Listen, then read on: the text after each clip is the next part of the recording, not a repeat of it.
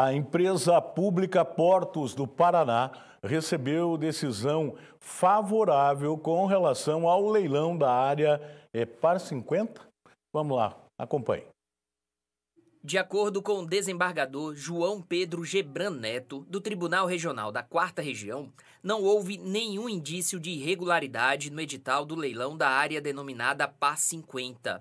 Na decisão, o desembargador afirma que a tramitação do certame licitatório teve o estudo de viabilidade técnica, econômica e ambiental aprovado pela agência reguladora e o procedimento analisado pelo Tribunal de Contas da União.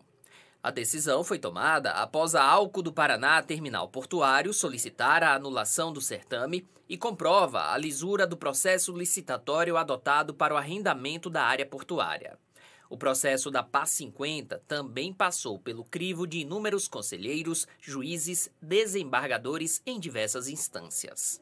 Essa é a 6ª demanda judicial relacionada a leilão de área portuária com decisão favorável à empresa pública Portos do Paraná. Com a decisão dessa semana, fica evidente que os procedimentos adotados nos processos licitatórios respeitaram os ritos legais. Em fevereiro deste ano, a empresa pública Portos do Paraná realizou leilão na Bolsa de Valores de São Paulo, a B3, para a definição da empresa responsável pelos terminais de granéis líquidos Par 50. O procedimento é considerado o mais transparente possível. Não à toa, o procedimento adotado pelos portos paranaenses para a escolha dos arrendatários é considerado modelo pelo Ministério de Portos e Aeroportos. O processo licitatório conta com o apoio da Associação Brasileira dos Terminais Portuários, a ABTP. O arrendamento da área portuária garante mais de 330 milhões de reais em investimentos ao longo dos próximos 25 anos e geração de 300 empregos diretos e indiretos no litoral.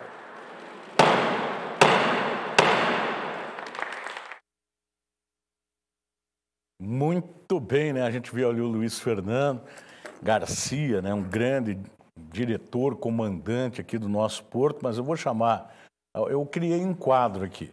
Daqui a pouco tem o que tem para hoje, que é o Rafael. Mas agora eu acabo de criar um quadro aqui. O que tem para agora. É uma coisa bem diferente. O que tem para agora, Pierre? O que tem para agora, Tony, é essa decisão judicial favorável à empresa pública Portos do Paraná, né? Boa tarde para você, boa tarde a todos que acompanham o Voz do Litoral. E porque é muito importante, Tony, falarmos sobre isso. Primeiro porque a empresa pública Portos do Paraná, através da administração e da direção do Luiz Fernando Garcia, ela vem se modernizando, ela otimizou a logística portuária, ela consegue crescer mesmo tendo um cais bem menor a outros portos, como por exemplo, quando comparamos com o Porto de Santos, e mesmo assim bate recordes atrás de recordes.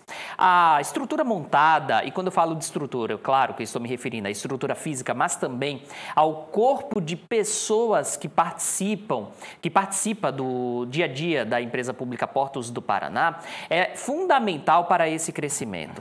Através das decisões, Tony, e da direção Luiz Fernando Garcia, a gente consegue ter um porto que cresce a cada dia que passa. Um porto que ajuda no desenvolvimento econômico de todo o país, em especial, é claro, do litoral paranaense. Só para se ter uma ideia, o Luiz Fernando Garcia, que já atuou no Porto de Santos, ele hoje é requisitado por diversos portos e empresas portuárias do país. Mesmo assim, ele prefere ficar aqui no Porto de Paranaguá, ficar aqui no estado do Paraná, nos portos paranaenses, para ajudar no desenvolvimento. Uma escolha acertada do governador Carlos Massa Ratinho Júnior e, principalmente, uma escolha não política, uma escolha técnica e que vem comprovadamente se mostrando eficaz nessa escolha. E essa decisão judicial, Tony, demonstra como a transparência adotada para a licitação dessas áreas portuárias, licitações essas que começaram nos últimos anos e devem acontecer também nos próximos meses, outras licitações, elas são bem transparentes, lisura comprovada. E por que eu digo tudo isso? Porque essas licitações acontecem na Bolsa de Valores, a B3. A Bolsa de Valores exige documentos que outros editais não exigem. E isso mostra como o comprometimento, nesses casos, é de fato com o crescimento do estado do Paraná de forma transparente. Muito importante, não só para o litoral do estado, Tony, como para todo o estado. porque todo o Paraná sai ganhando com as decisões que são adotadas aqui na empresa pública Portos do Paraná. Exatamente. O Luiz Fernando ele é um destaque não só nacional, como internacional. Ele chama muito a atenção pela forma, pela visão que ele tem. Ele é muito bem assessorado, né? A equipe do Porto é muito bem completa nesse sentido, tem o conhecimento, porque ele é, como você falou, não é uma questão política, não é um cargo político, o caso dele, como já tivemos no passado aqui. Exato. E aí o Porto sofria, né? Quando é um cargo meramente político. Não que um agente político, um político não saiba administrar o Porto, ele pode ter esse conhecimento. Mas não era o caso, até então, de alguns que passaram pelo comando do Porto.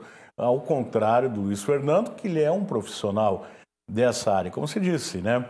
Existem vários outros portos querendo o trabalho dele e ele, para sorte do Porto de Paranaguá e do povo aqui que depende muito do Porto, praticamente, né? Diretamente e indiretamente também, ele está aqui, ele optou por ficar aqui. Pois é, você tocou num ponto muito importante, que é essa escolha do Luiz Fernando Garcia de permanecer aqui. E através dessa decisão, ele consegue projetar o Porto para os próximos anos. Ele consegue implementar um trabalho de longo prazo, médio e longo prazo. Uma decisão acertada do governador Carlos Massa Ratinho Júnior e que vem se mostrando também muito eficaz na otimização da logística portuária. Hoje, Tony, para você ter uma ideia, o Porto de Paranaguá ele já foi elogiado pelo Ministério dos Portos e Aeroportos, é elogiado por governo federal atual, foi elogiado pelo governo federal anterior, ou seja, é um modelo a ser implementado para que outros portos também realizem um trabalho muito bom. E isso graças a essa visão modernista, essa visão progressista do Luiz Fernando Garcia. Na inauguração da Klabin, daquele terminal da Klabin, que aconteceu recentemente, agora no mês de março, eu estive lá. E o secretário do Ministério dos Portos e Aeroportos, ele não poupou elogios para a administração da empresa pública Portos do Paraná. Falando, inclusive, que o modelo adotado em Paranaguá vai ser utilizado para outros portos do país.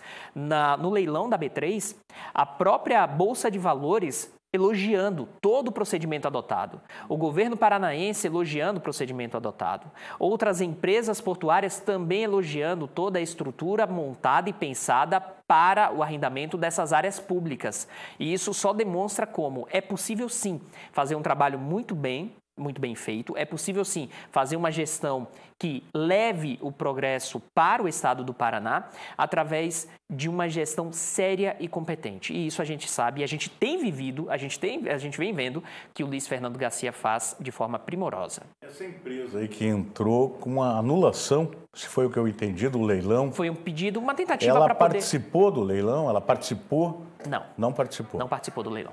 A Alco Terminais Portuários, a Alco do Paraná Terminais Portuários. Será que é possível pedir anulação não participando? Tony, na verdade alega, eu não lembro com exatidão a alegação, tá? Mas alega que o procedimento licitatório ele não poderia acontecer, tá? Então, assim, a tentativa foi para anular o leilão que aconteceu na Bolsa de Valores. Esse foi o pedido judicial da empresa Alcos do Paraná. Ela opera aqui em Paranaguá? Opera. Opera. Muito bem. Onde que é? É no atual, na área que foi portuária, na área que foi leiloada, na PAS 50. Ela opera lá e ela entrou com esse pedido 40 dias depois de todo o trâmite. Ou seja, ela está perdendo a área, né? Pois é.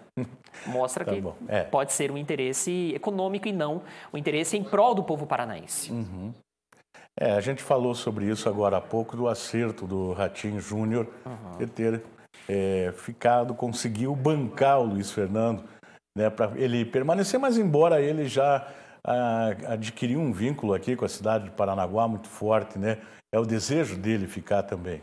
Pois é, isso também é muito interessante, porque quando você tem um técnico, um gestor que tem interesse em ficar na cidade, que gosta daqui, que quer continuar morando aqui, você tem esse interesse maior no trabalho realizado para poder desenvolver o município e toda a região. Vale reforçar que quando a gente fala do Porto de Paranaguá, a gente fala do Porto de Paranaguá, do Porto de Antonina, a gente fala do litoral paranaense, que é beneficiado diretamente pela gestão gestão da empresa pública Portos do Paraná. Uma decisão acertadíssima do governador Carlos Massa Ratinho Júnior, uma decisão técnica e que demonstra como, através de seriedade, é possível sim implementar um modelo que serve de inspiração para outros portos. Vou repetir o que eu disse, Tony. Ministério de Portos e Aeroportos, quando tiveram aqui representantes, quando tivemos também representantes lá na B3, fizeram questão de elogiar, independente de posição partidária, o modelo adotado pela empresa pública Portos do Paraná para a escolha